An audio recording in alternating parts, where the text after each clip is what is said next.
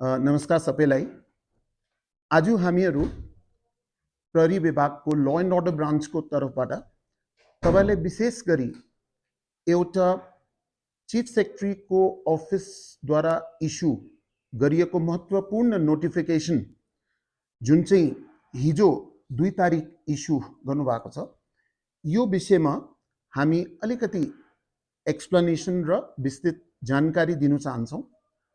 कारण के छ भने हाम्रो अफिसमा पनि धेरै जनसाधारणहरूले विभिन्न र्याङ्क्सहरूलाई चाहिँ कति प्रश्नहरू राख्नु हुँदैछ, कति पब्लिकको मनमा जो क्लजेस अफ द नोटिफिकेसन छ त्यसको विषयमा पनि एक दुईवटा क्वेरिज उत्पन्न हुँदैछ।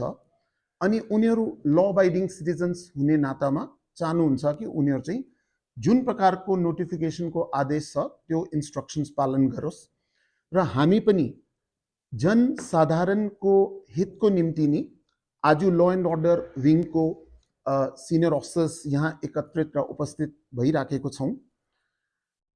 हामी फर्स्ट अफ अल यो भन्नु चाहन्छौँ कि जुन चाहिँ कम्पिटेन्ट अथोरिटीले अफिस अफ द चिफ सेक्रेटरीले यो नोटिफिकेसन इस्यु गर्नुभएको छ, यसमा विभिन्न डिपार्टमेन्ट्सहरूले आफ्नो आफ्नो इनपुट्स दिएको थियो।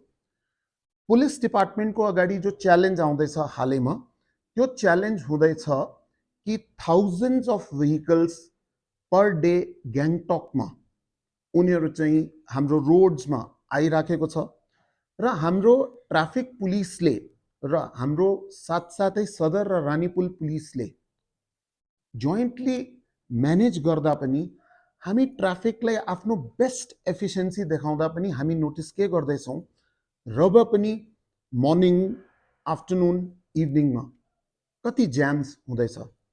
इनफ्याक्ट सोसल मिडियामा कोही कोही दिन त मान्छेहरूले चाहिँ रेला गरेर ग्याङटकलाई ज्यामटक पनि भन्दैछ। अब प्रश्न यो आयो कि यस ज्यामलाई सल्भ गर्ने हो भने त यसमा चाहिँ सरकार र सिटिजन्सको बराबरको भागीदारी चाहियो। यो ज्याम खाली पुलिस डिपार्टमेन्टले सल्भ गर्न सक्दैन, खाली ट्रान्सपोर्ट डिपार्टमेन्टले सल्भ गर्न सक्दैन, या अन्य कुनै पनि डिपार्टमेन्टले सल्भ गर्न सक्दैन। यदि हामीले ज्यामलाई सल्भ गर्ने हो भने डेफिनेटली नम्बर अफ भेहिकल्स जो ग्याङटक सहरमा म्युनिसिपल लिमिट्समा आउँदैछ त्यसलाई कन्ट्रोल गर्नु नै पर्ने हो। यो नोटिफिकेसन यो सिरिजमा एउटा महत्त्वपूर्ण स्टेप हो। मुख्य सचिव महोदयको अफिसबाट निस्केको यो नोटिफिकेसन पब्लिक इन्ट्रेस्टमा निस्केको नोटिफिकेसन हो। यसमा जनताको निम्ति हित हेरेर नि गरिएको नोटिफिकेसन हो र सिक्किम सरकारको मन्तव्य यति नै हो कि हाम्रो अर्डिनरी सिटिजनको अननेसेसरी टाइम बेसी वेस्ट नहोस्। हाम्रो अर्डिनरी सिटिजन जब ग्याङटकमा आफ्नो कोही काम कार्यवश आउँछ, मान्छेहरू विभिन्न डिस्ट्रिक्ट्सबाट आउनुहुन्छ, बस्ती बस्तीबाट आउनुहुन्छ, त्यस्तो साधारण मान्छेहरूको एक घन्टा दुई घन्टा रानीपुलदेखि नि ग्याङटक आउने समय नष्ट नहोस्, यो सरकारको मन्तव्य छ। अनि हामी सिक्किम पुलिस चाहिँ एन्फोर्समेन्ट एजेन्सी हो, किनभने यो नोटिफिकेसनलाई अब एन्फोर्स गर्नुको लागि हाम्रो ट्राफिक पुलिस र हाम्रो सदर र रानीपुल पुलिस एजेन्सी हो जसले यस नोटिफिकेसनलाई एन्फोर्स गर्ने हो। म 2-3 महत्त्वपूर्ण पहलु यो नोटिफिकेसनको तपाईको अगाडि राख्न चाहन्छु। पहिला, नोटिफिकेसन पढ्नेहरूले याद पनि गर्नुभएको छ, नपढ्नेहरूको लागि हामी भन्न चाहन्छौँ यो नोटिफिकेसन 6 तारिक यानी सोमबारको दिनदेखि नै लागू हुनेछ। अनि यसमा लेखिएको छ कि हाम्रो odd and even system rule for private vehicles लागू हुँदैछ 6 तारिकदेखि बिहानदेखि नै। ऑड एन्ड इवन सिस्टममा जुन चाहिँ ऑड डिजिट्सको ending odd digit ending registration number छ, जस्तो 1, 3, 5, 7, 9, यो सबै ऑड डिजिट्स भनौँ। यो भेहिकल्स ऑड डेट्सको अन्तर्गत जो महिनामा ऑड डेट्स हुन्छ 1, 3, 5, 7, 9, 11, 13 यो ऑड डेट्स हो। यो भेहिकल्स बिहान 9 बजेदेखि यो भेहिकल्स चाहिँ ऑड डेट्समा ग्याङटक टाउनमा यिनीहरू चाहिँ मुभमेन्ट गर्नु पाउँछ। तर ऑड डेट्समा इवन नंबर भेहिकल्स 9 बजेदेखि 9:30 बजेदेखि 5 बजेसम्म चाहिँ उनीहरू चाहिँ एन्टर गर्नु पाउँदैन। त्यसरी नै जुन डेट्समा इवन डेट्स हुन्छ र इवन डिजिट्स हुन्छ, इवन डिजिट्स 2, 4, 6, 8, 0 यो रेजिस्ट्रेसनको इवन डिजिट्स हो र डेट पनि इवन हुनुपर्ने हो, जस्तो 2, 4, 6, 8, 12, 14, 16 इवन डेट्समा इवन भेहिकल्स त मुभमेन्ट गर्नु पायो, तर ऑड भेहिकल्स चाहिँ बिहान 9:30 देखि 5 बजेसम्म रिस्ट्रिक्सन राखिदिएको छ, एन्ट्री गर्नु मनाई गरिदिएको छ। यो रिस्ट्रिक्सन ग्याङटक म्युनिसिपल एरियाजमा छ, तर ग्याङटक म्युनिसिपल एरियाजमा पनि कति ठाउँमा हामीले एक्जेम्पसन्स दिएको छ, जो एकछिन बादमा तपाईहरुले विस्तृत रूपमा हामी जानकारी दिन्छौं। यो जुन चाहिँ टाइमिङ्स पनि छ, यो बहुत सोचेर कम्पिटेन्ट अथोरिटीले डिसिजन लिएको छ, किनभने यसमा जनतालाई कति बेनिफिट्स होस् बिहान र बेलुका, यसको पछाडि पनि एउटा र्यासनल छ, यसको पछाडि पनि चिन्तन मनन गरिएको छ। हामी चाहिँ के भन्न चाहन्छौं, सरकारले एक्चुअली पब्लिक इन्ट्रेस्टलाई अगाडि राखेर धेरै बेनिफिट्स एक्जेम्पसन्स पनि राखिदिएको छ। जस्तो कुनै पनि गभर्नमेन्ट हलिडेमा यो नोटिफिकेसन लागू हुँदैन। सैटरडे र संडे जब छुट्टीको दिन हो त्यो दिन पनि यो लागू हुँदैन। यानी सप्ताहमा अगर मानिलो कोही गभर्नमेन्ट हलिडे छैन भने पनि सैटरडे संडे त यो लागू हुँदैन।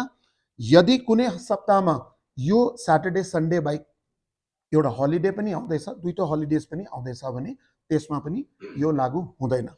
र मेरो यहाँ कोलिग्स मेरो साथमा हुनुहुन्छ, म निवेदन गर्छु डीआईजी रेन्जलाई कि यो जो र्यासनल छ कम्पिटेन्ट अथोरिटीको अगाडि कि किन चाहिँ 9:30 देखि 5 राख्यो, यो बहुत चिन्तन मनन गरेर राखेको टाइमिङ्स हो।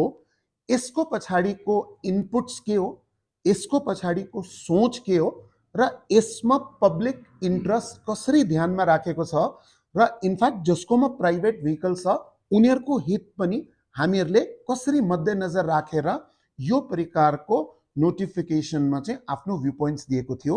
म यहाँ निवेदन गर्छु डीआईजी रेन्ज श्री बीके तामाङलाई, यो र्यासनल 9:30 देखि 5 को के हो तपाईहरुको मार्फत जनताको अगाडि राखिदिनु होला। श्री बीके तामाङ। विस्तृत जानकारी एसडीजीपी ल एन्ड अर्डर साहबले दिनुभयो र अलिक रहल पनि छ। अब हामी पोर्सन वाइज एक्सप्लेन गर्नेछौँ है। यसमा मैले चाहिँ अब यो टाइमिङको बारेमा स्पष्टीकरण गर्नुपर्ने मेरो जिम्मेवारी बनेको छ।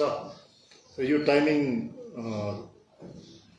कम्पिटेन्ट अथोरिटीले सबै तर्फबाट इनपुट्स लिएर किन यो टाइमिङ अड इभनमा यो टाइमिङ चाहिँ किन इम्प्लिमेन्ट गर्नुपर्ने भन्ने विषय लिएर चाहिँ एकदम पब्लिकको हितमा युक्तिसङ्गत ढङ्गले, न्यायसङ्गत ढङ्गले, जुडिसियसली, इक्विटेबली यो टाइमिङ चाहिँ राखिएको छ।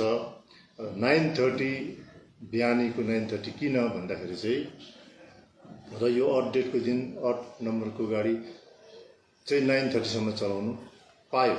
र त्यसबिचमा स्कुलको नानीहरू छन् भने स्कुलमा नानीहरू पुर्याउनु जाने है, कति अब इम्प्लोइजहरूले कम्युट गर्दैछन् गाडीमा भने उहाँहरू पनि 9:30 सम्ममा अफिस पुगेर गाडी राख्ने, अनि त्यहाँदेखि फेरि पछि अफिस 4:30 मा छुट्टी हुन्छ, फेरि आधा घन्टा पर्ख्यो भने 5 अनवर्ड्स फेरि चलाउनु पाउने र कसैलाई बिहानै पुर्याउनु लिनु जानु सक्ने र बेलुकी आफ्टर 5 पनि लिनु पुर्याउनु जानु सक्ने किसिमको सुविधालाई ध्यानमा राखेर चाहिँ यो टाइमिङ चाहिँ फिक्स गरिएको छ।